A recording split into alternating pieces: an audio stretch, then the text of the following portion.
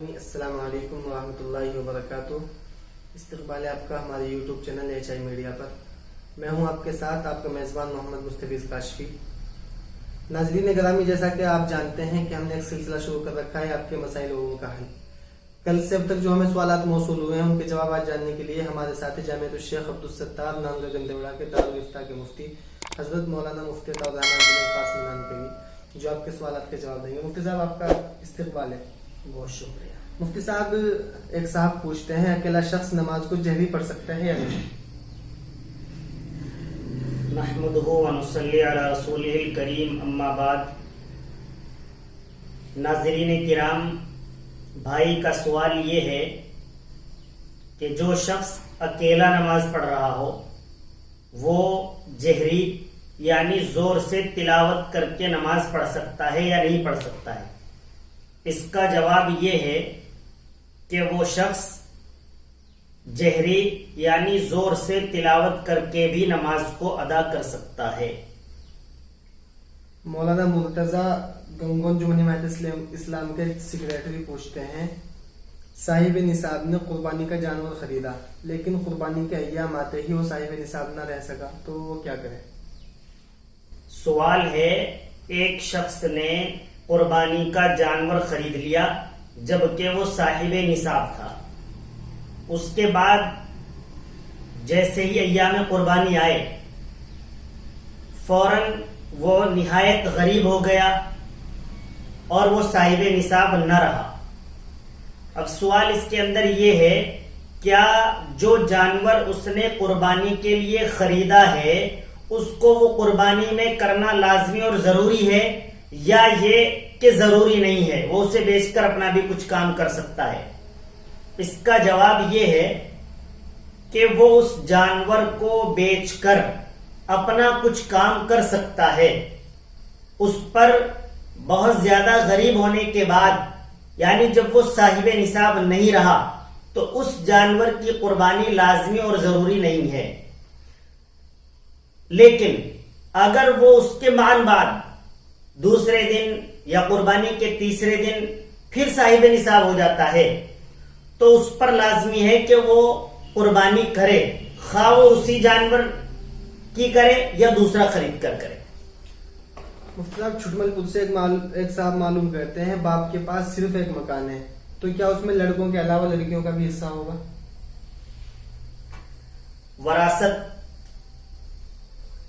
हर चीज के अंदर होती है, खा किसी के पास बहुत सारे प्लाट और मकान हो या किसी के पास सिर्फ एक प्लाट या एक मकान हो, उसकी बेटी उसके अंदर वारिस होगी और उसका हिस्सा उसके अंदर बनेगा। मौलाना बरार हबीबी छुटमलपुर से पूछते हैं, घरों में कबूतर पालना कैसा है? नीज क्या कबूतरों को खिलाए हुए दाने पर अजर और सवाब मिलेगा या नहीं?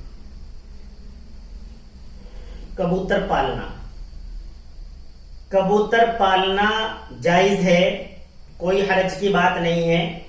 अलबत्ता ये याद रहे कि कबूतर पालने के बाद ऐसा ना हो कि उन्हें बंद रखा जाए और वो दाने पानी से परेशान रहे। जो लोग अपने ऊपर ये बात लाजमी और जरूरी समझते हैं और वो इसको कर सकते हैं कि वो कबूतर पालने के बाद उनके खाने पीने के पूरे निजाम का अपने आप को उस तौर पर फारिग समझते हो कि मैं ये कर सकता हूं, तो उसे इजाजत है। कहीं ऐसा ना हो कि हमने कोई कबूतर या कोई परिंदा पाल लिया और उसके बाद उसके खाने पीने का निजाम ना बन सके, जायज है। दूसरी शक्ल इसमें यह है कि कुछ लोग कबूतरों को बाजी लगाने के लिए पालते हैं, उस पर शर्तें लगाने के लिए पालते हैं।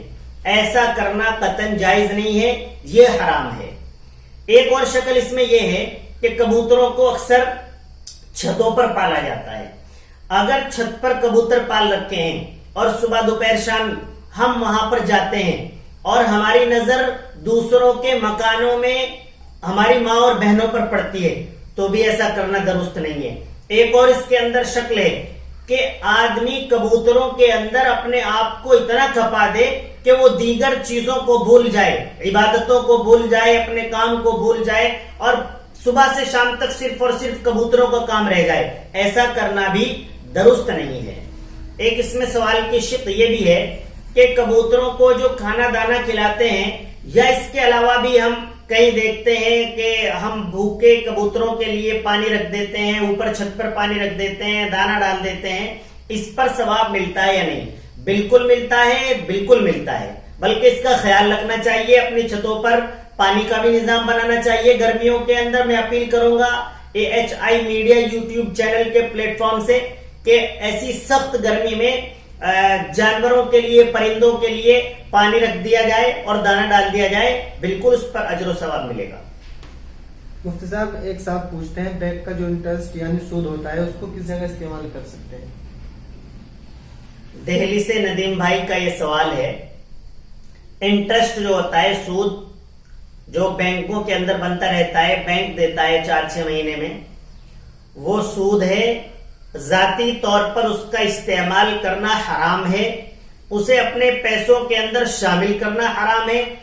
میں اپیل کرنا چاہوں گا AHI میڈیا کے اس مادھیم سے کہ اس کا پورا خیال رکھیں. اپنی کاپی کی, اپنی پاس بک کی جو آپ انٹری کراتے ہیں تو اس میں جو سود کے پیسے ہیں انہیں الگ کیا کیجئے, کیونکہ اگر 2 روپے 10 روپے بھی آپ کی حلال کمائی میں مل جاتے ہیں تو وہ حرام کمائی آپ کی حلال کمائی میں آ جاتی ہے. اس کا خیال رکھنا چاہیے. رہی بات, سوال اصل یہ ہے کہ اس کا استعمال کہاں کیا جائے. اس کے استعمال کی شکل ایک تو یہ ہے کہ جو گاؤں وغیرہ میں, محلوں میں, گلیوں میں کہیں پر بھی نالی بنتی ہو جس میں سب کا پانی چلتا ہے اس میں لگایا جا سکتا ہے. راستے میں مٹی کا بھراؤ ہو رہا ہو جس پر سب چلتے ہیں اس میں لگایا جا سکتا ہے. ایسی لیٹرین یا باتھ روم جس میں سب لوگ آتے جاتے ہیں اس میں لگایا جا سکتا ہے. اس کے علاوہ آپ کسی غریب کو بھی وہ رقم دے سکتے ہیں, لیکن بغیر ثواب کی نیت کے. ثواب کی نیت اس میں رکھنی چاہیے. کسی کو بھی غریب کو ضرورت کے لیے دیا جا سکتا ہے. شکریہ مفتی صاحب. ضیاء الرحمان جمیل صاحب سے پوچھتے ہیں اگر کسی شخص کی بہت ساری نمازیں قضا ہو گئی اور ان کی تعداد بھی معلوم نہیں ہے تو ان کو کیسے ادا کریں؟ نیز کیا مکمل نماز ادا کرنی ہوگی یا صرف فرض نماز ادا کر کے مکمل نماز ادا ہو جائے گی؟ بہت سمجھنے کی بات ہے. جہاں تک بھی ہماری یہ بات پہنچے اسے سمجھیں اور دوسروں تک پہنچانے میں بھی معاون ثابت ہوں. نمازوں کا بہت اہم مسئلہ ہے اور یہ جو مسئلہ معلوم کیا گیا ہے یہ بھی بہت سارے لوگوں کے ساتھ ہے. میں اگر یہ کہہ دوں کہ اکثر لوگوں کے ساتھ یہ مسائل ہیں تو یہ کچھ بیجا نہیں ہوگا, کیونکہ ایسے لوگ کم ہیں جو مستقل طور پر بالغ ہونے سے لے کر اپنی 30, 40, 50, 60 سال کی عمر تک کنٹینیو لگاتار بالکل نمازوں کو ان کے اوقات پر ادا کر رہے ہوں, بالکل نہ چھوٹی ہوں. ایسے زیادہ لوگ ہیں جن کی نمازیں چھوٹ گئی ہیں اور انہیں معلوم بھی نہیں ہے کہ نماز کب چھوٹی ہے. سوال یہ ہے کہ نماز جو چھوٹ گئی ہے انہیں کس طریقے پر اندازہ لگائیں. تو اس کا جواب لکھا گیا ہے کہ آدمی جو بالغ ہوتا ہے وہ 15 سال کی عمر میں ہوتا ہے یا 15 سال سے پہلے اگر اسے بلوغت کے آثار ظاہر ہو جاتے ہیں, احتلام وغیرہ ہو جاتا ہے, اس دن سے بھی وہ بالغ مانا جائے گا. 16ویں سال میں جس کا جو دن پہلا دن ہے اس دن سے جتنی ہماری عمر ہے اس دن تک ہم جوڑ لیں کہ ایک اندازہ لگا لیں کہ کتنی نمازیں ہماری چھوٹ گئی ہیں, تو انہیں ترتیب سے ادا کرنا چاہیے. اور روزانہ ادا کریں گے تو اس کا بھی ہمیں حساب رکھنا چاہیے. ہم نے 1 مہینے کی پڑھ لی, 2 مہینے کی پڑھ لی, 6 مہینے کی پڑھ لی, 1 سال کی پڑھ لی. اس میں ایک طریقہ یہ بھی ہے کہ آپ ہر نماز کے ساتھ قضا نماز کو ادا کر سکتے ہیں. مثال کے طور پر فجر پڑھ رہے ہیں تو اس کے ساتھ 2 رکعت قضاء عمری فجر کی ادا کر لیں. ظہر میں ظہر کی, عصر میں عصر کی, مغرب میں مغرب کی, عشاء میں عشاء کی. اس میں ایک بات یاد رکھنے کی ہے کہ جو سنتیں مؤکدہ ہیں, مثال کے طور پر فجر سے قبل والی 2 سنتیں ہیں, ظہر سے قبل والی 4 سنتیں ہیں, انہیں چھوڑ کر قضاء عمری پڑھنا یہ درست نہیں ہے. پہلے قضاء عمری پڑھ لو پھر سنت ادا کر لو, یا پہلے سنت ادا کر لو پھر قضاء عمری پڑھ لو. اس کے علاوہ جو نوافل ہیں یا عصر اور عشاء سے قبل والی 4 سنتیں ہیں, انہیں چھوڑ کر قضاء عمری ادا کی جا سکتی ہے, کوئی حرج کی بات نہیں ہے. سوال کے اندر ایک شق یہ بھی ہے کہ جتنی نماز ہوتی ہے یعنی फजर में 4 रकात होती हैं, जोहर में, असर में, मगरिब में। ये तमाम नमाजें सुन्नत मुअक्कदा, वाजिब और नफिल सब अदा करनी पड़ेंगी या सिर्फ फर्ज पढ़ लेंगे? इसका जवाब ये है कि सिर्फ फर्ज अदा करने हैं। कज़ाए उमरी में या जो नमाज कज़ा हो गई है उसके सिर्फ फर्ज अदा करने हैं, लेकिन फर्जों के साथ साथ छठी नमाज हमारी वितर की भी हो जाती है जो वाजिब है इशा के अंदर 3 रकात, उनका भी पढ़ना लाजमी और जरूरी है। एक बात और ख्याल रखना चाहिए, बहुत सारे लोग तकरीबन 40, 45, 50 साल की उम्र के होकर अपने आप को महसूस करते हैं कि अब हमें दीन पर चलना चाहिए, वो ज्यादा नमाजों के अंदर जाने लगते हैं। नौजवान लोग अपने आप को ये समझते हैं कि पढ़ने लगेंगे, जो गैर मुनासिब, गलत बात है। उन बूढ़े लोगों को चाहिए कि ये वसीयत कर दें कि मेरी इतनी नमाजें हो चुकी हैं, इतनी नमाजें छूटी हुई हैं, ताकि उनकी औलाद उन नमाजों का फिदिया अदा कर दे। शुक्रिया। चौधरी अब्दुल लतीफ डोडा जम्मू कश्मीर से पूछते हैं, तकबीर पहली सफ ही में पढ़ी जाएगी या दूसरी तीसरी सफ में भी पढ़ी जा सकती है? नीज तकबीर उला का सवाब सिर्फ पहली सफ में मिलता है या दूसरी तीसरी में भी मिलता है? 2 सवाल हैं कश्मीर वाले भाई के। तकबीर पहली सफ में दाईं जानिब खड़े होने वाला शख्स ही पढ़ेगा या बाईं जानिब वाला, पीछे वाला, तीसरी सफ वाला भी पढ़ सकता है? बिल्कुल पढ़ सकता है। तकबीर किसी भी सफ से पढ़ी जा सकती है, कोई हर्ज की बात नहीं है, आवाज सब तक पहुंचनी चाहिए। दूसरी इसके अंदर शिक ये है कि तकबीर उला का सवाब पहली सफ में ही मिलेगा या दूसरी सफ में भी मिलेगा। अगर आप तकबीर उला से पहले पहुंच गए हैं, तकबीर उला आपको इमाम के साथ मिली है, तो आपको सवाब मिलेगा आप कहीं पर भी खड़े हुए हों। मौलाना अब्दुल रहीम झारखंड से पूछते हैं, मस्जिद में चंदा करना कैसा है? मस्जिद के अंदर चंदा करना,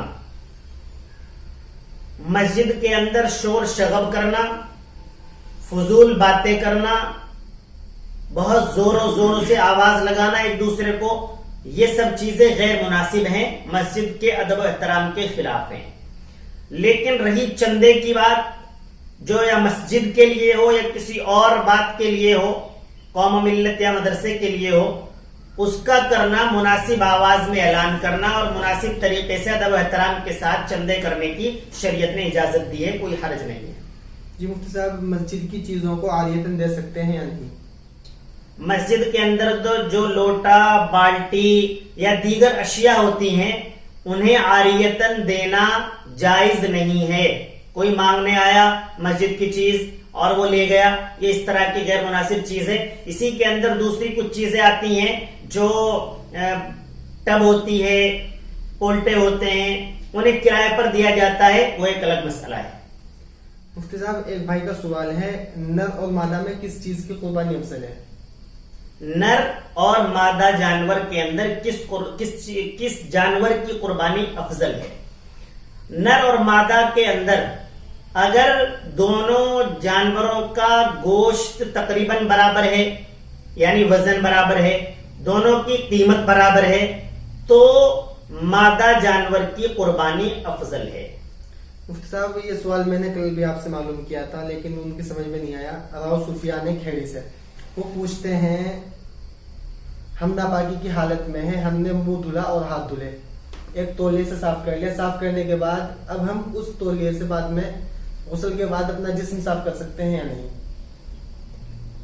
आपने साबुन से हाथ धुल लिए, चेहरा धुल लिया, उसके बाद तौलिए से आपने हाथ साफ कर लिए, चेहरा साफ कर लिया, उसके बाद आप गुस्ल के लिए गुस्ल खाने जा रहे हैं, तो आप उस तौलिए को ले जा सकते हैं, नहाने के बाद उससे अपना जिस्म भी साफ कर सकते हैं, कोई हर्ज नहीं है, जायज है। एक सवाल कल और था कि एक औरत ने वुजू की, उसके बाद लिपस्टिक लगाई और नमाज अदा कर ली, क्या वो नमाज अदा हो गई? तो मैं अपनी माँ और बहनों से सबसे पहले तो यही अपील करूंगा कि वुजू करने के बाद किसी मेकअप और लिपस्टिक की कोई जरूरत नहीं है। आप अल्लाह के सामने वुजू करने के बाद उसी हालत में हाजिर होइए, नमाज अदा कीजिए। लेकिन अगर किसी ने किसी वजह से कोई कहीं सफर करने जा रहा था, उसने वुजू वगैरह की, उसके बाद वो सफर में चली गई, वहां जाकर उसने उसी वुजू में नमाज अदा की, उससे पहले उसने कोई लिपस्टिक या मेकअप का कोई चीज लगा ली थी, तो नमाज अदा हो जाएगी, कोई हरज की बात नहीं है। जज़ाकुमुल्लाह। नाजरीन ग्रामी, अगर आपके जहन में कोई सवाल है तो आप हमारे कमेंट बॉक्स में या हमारे व्हाट्सएप पर लिख सकते हैं, इंशाल्लाह आपको उसका जवाब दिया जाएगा।